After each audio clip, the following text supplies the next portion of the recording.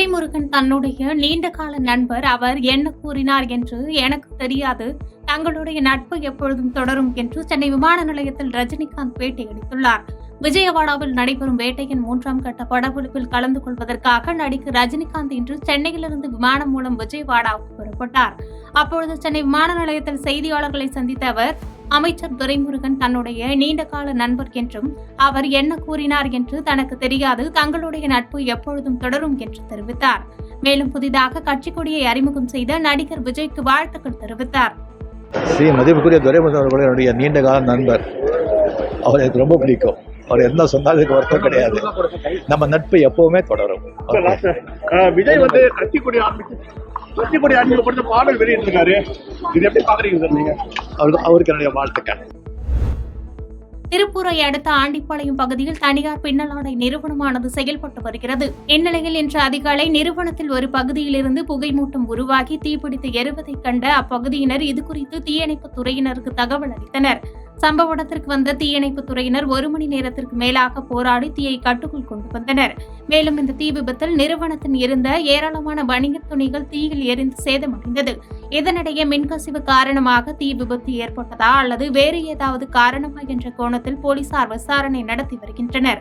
பின்னலாடை நிறுவனத்திற்கு விடுமுறை அளிக்கப்பட்டிருந்த நிலையில் நிறுவனத்தில் தொழிலாளர்கள் யாரும் இல்லாததால் அசம்பாவித சம்பவங்கள் தவிர்க்கப்பட்டது.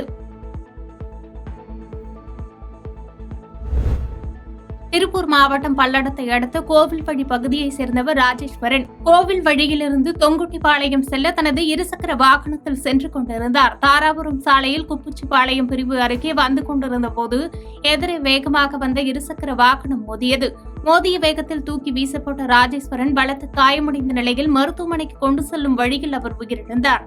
இதனை அடுத்து அவரது உடலை பிரேத பரிசோதனைக்கு அனுப்பி வைத்த அவினாசிபாளையம் போலீசார் விபத்து குறித்து விசாரணை மேற்கொண்டு வருகின்றனர்.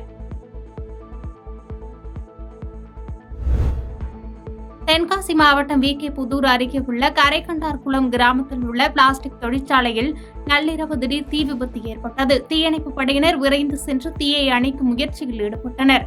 சுமார் 3 மணி நேர போராட்டத்திற்கு பிறகு பிளாஸ்டிக் நிறுவனத்தில் ஏற்பட்ட தீயை கட்டுக்குள் கொண்டு வந்தனர். இருப்பினும் இந்த தீ விபத்தில் சுமார் 30 லட்சம் மதிப்பிலான பொருட்கள் எரிந்திருக்கும் என்று கூறப்படுகிறது.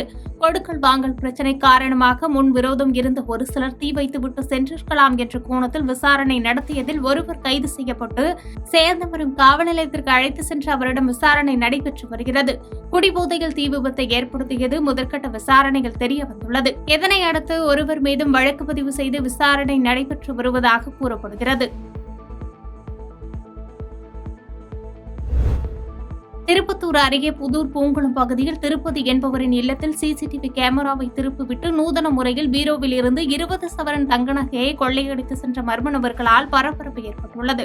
பின்னர் இதுகுறித்து திருப்பத்தூர் கிராமிய போலீசாருக்கு தகவல் தெரிவிக்கப்பட்டது. தகவலின் பேரில் சம்பவ இடத்திற்கு விரைந்து சென்ற கிராமிய போலீசார் இதுகுறித்து வழக்கு பதிவு செய்து கொள்ளை சம்பவத்தில் ஈடுபட்ட மர்ம நபர்கள் குறித்து விசாரணை நடத்தி வருகின்றனர். பாதகம் செய்பவரை கண்டால் நாம் பயங்கொள்ளலாகாது பாப்பா. மோதி மிதித்து விடு பாப்பா, அவர் முகத்தில் உமிழ்ந்து விடு பாப்பா.